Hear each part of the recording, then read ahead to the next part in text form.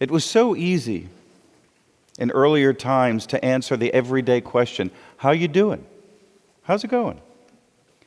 Since the beginning of the pandemic, answering that question has become much more complicated.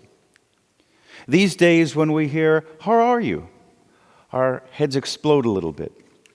Because most of us answer this question in two parts. Part one, I'm fine. My family's fine. I'm very blessed. I'm very fortunate.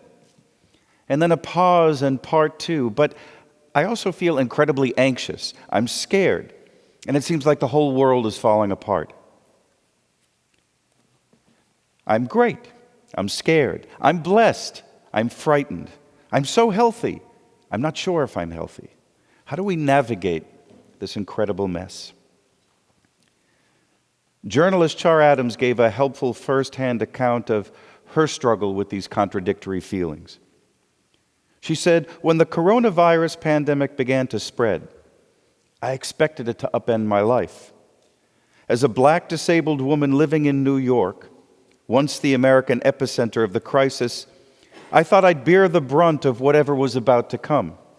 I dreaded almost every workday meeting, fearing that I'd be on the chopping block amid coronavirus budget cuts. I worried a family member would get sick and there'd be nothing that I could do. I feared I wouldn't be able to access food and supplies I needed. But for me, none of that happened. In fact, I've fared well. I've actually enjoyed working from home. My family is healthy, and I've even learned to cook some new dishes. But, she continued, my feelings of gratefulness were fleeting because I was quickly overwhelmed with a bizarre form of survivor's guilt. As my friends and peers lost jobs and cared for sick family members and more. So how could I be doing well while the people for whom I care suffer? How dare I? Is it right for me to feel good during such a horrific time? One professor wrote, all these emotions are normal, layered together. But unless we're finding appropriate outlets for these emotions, then it can take a toll on our well-being. It's okay to feel joy right now, the professor said. But then you have to ask yourself, how can I multiply this joy? How can I use this to help other people? Spreading joy to the people around you is the best stance to take. Spreading the joy. I have kind of a strange thought about the coming together of these complicated emotions of COVID-19 and the observance of Rosh Hashanah at the very same time. And this strange thought is that all of the work that we do every year to make Rosh Hashanah and Yom Kippur meaningful, that it's going to be a lot easier this year than in normal times. Really, a lot easier. So many of the words of the prayer book and the tasks of these holidays try to shake us up, to wake us up, to move us out of our everyday routines in our lives with a new sense of the world, to look closely as if under a powerful microscope. The blast of the shofar, it's important for us to remember, is not meant to be pretty. It's not meant to be warm and fuzzy and lovely. It's supposed to be jarring, like an unexpected phone call at 3 a.m. It's telling us, hey, you people, you don't get it. There's so many magnificent blessings, and there's some really tough stuff going on, and you don't fully understand what it is, and you need to do something about it. A friend of mine texted me a picture of a cute little kid blowing the shofar with the words underneath, I'd like to wish you a happy and healthy new year by making a sound terrifying enough to give you a heart attack. Well, guess what? I say to that kid, and on this particular and different Rosh Hashanah, we really don't need blowing and blasting horns right now, because I'm already alert. We're already tense. We're already unsure. We're already very awake and scared and searching. Most of us don't need the sound of the shofar in the same way in the midst of this pandemic to help us step back and look at the world anew. COVID-19, out of control forest fires, hurricanes, The brutal politics of this day have woken us up just fine. Thank you very much. And all of that can just make this Rosh Hashanah more productive than most, with even more potential than usual to help us bring blessing and goodness into the world. The psychologist I quoted a little bit earlier gave us a hint when he said, the emotions of pandemic present an opportunity. So how can we use this opportunity to help others? Rabbi Josh Davidson recently used this favorite rabbinic story to help us with this very question. Once there was a man who, as Rosh Hashanah approached, had a most unusual dream. He dreamt that Elijah the prophet visited his Rosh Hashanah dinner table and took him to a mansion in a far-off land. Elijah ushered him into the dining room where, around a great table, sat many guests, and the table was piled high with delicious foods. Yet when the man looked closely at the scene, he saw the guests look hungry and scared, their faces lean and lined. He couldn't understand why until he realized that none of them had elbows. While they could reach the food on the table, they couldn't bring it to their own mouths.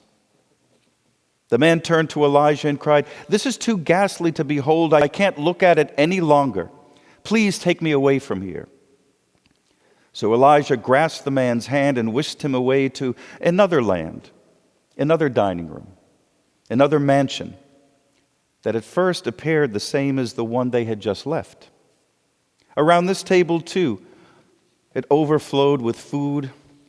There were many guests, and again, no elbows. And the man turned to Elijah and pleaded, "No, I told you I cannot look upon this hell any longer. It's too terrible." But Elijah insisted the man examine more closely.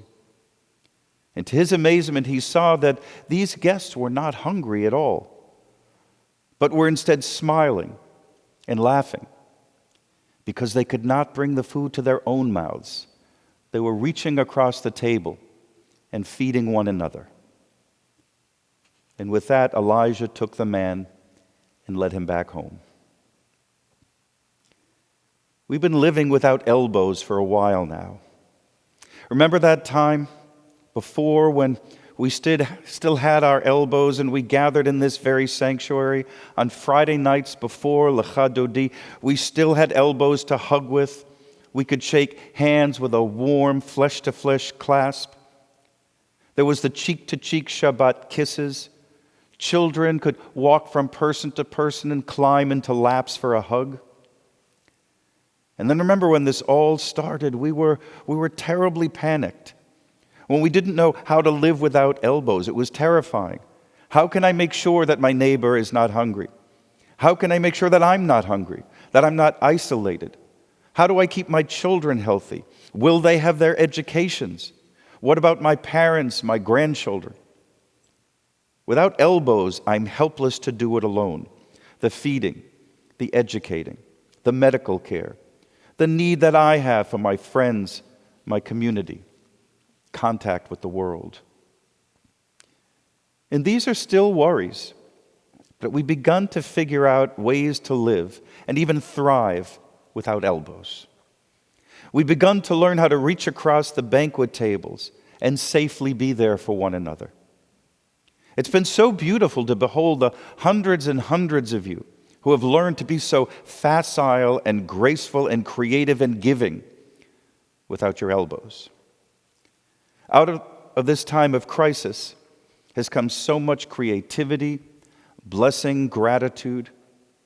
Necessity has indeed been the mother of invention these months. We've learned how to do our work differently. Our team here has taught us how to bring this sacred space and these sacred moments as genuinely as possible, as safely as possible, into our homes.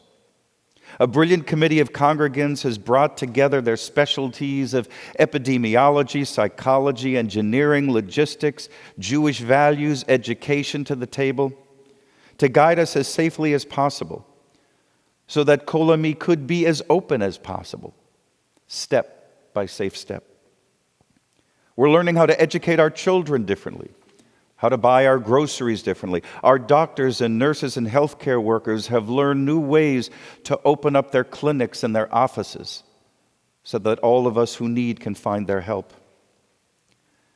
In smaller and more intimate ways, we are starting to gather for funerals when we need to, joyfully coming together to celebrate weddings in new and intimate and different ways, gathering with closest family and friends in this sanctuary now, for beautiful B'nai Mitzvah services. Just imagine how incomprehensible the following announcement would have been 6 months ago if you received this email from Kol Ami. Please come to a socially distant discussion, CDC approved, on the synagogue lawn. Please wear a mask, bring your own chairs, remain socially distant whether or not you've tested positive for antibodies. As usual, please don't use the bathrooms. Hand sanitizer will be available. We speak that language now. We wouldn't have understood a word of that just months ago. And we've relearned the lesson that volunteering, helping others, and expressing gratitude is so good for our physical and our spiritual health. The publication Advent shared the highlights of the science of good mental and physical health that Shira has taught us beautifully over the years. The health that comes from gratitude, the expression of gratitude, and helping others. That it improves our immune system, that it lowers our risk for mental health issues, that it can help us cope with and reduce stress. Research, science, has shown over and over that we're likely to feel happier and more satisfied with life when we volunteer. That being the case, I'm just imagining how incredibly healthy so many of you must be right now.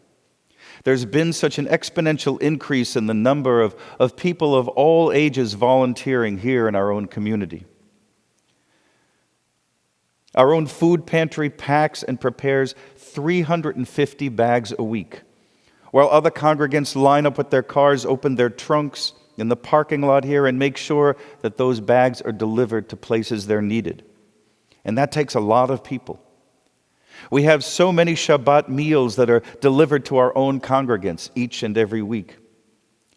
And besides those of you who pack and deliver, there are those of you who quietly donate the funds so that these wonderful mitzvot can occur. It takes the whole Kol Ami village. Many of you have given hours and hours of your time to make sure that our community can get out the vote in November. Our Board of Trustees has begun a new initiative to call every member of the congregation over these holidays, simply to check in, to see how you're doing.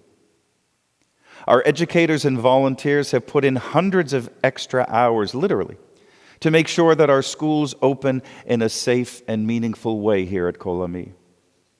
Our staff has worked tirelessly and with great imagination to create lots and lots of opportunities for us to reach out to you, for you to reach out to us, so that in new and different ways the important work of our synagogue community, of our life here, can continue.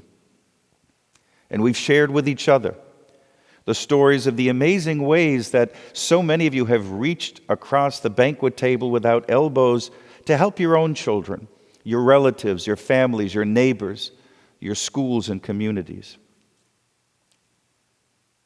We know the ways that many of you have begun to reimagine your jobs, retool your professional lives, restructure your finances, find new ways to make the best of your living spaces.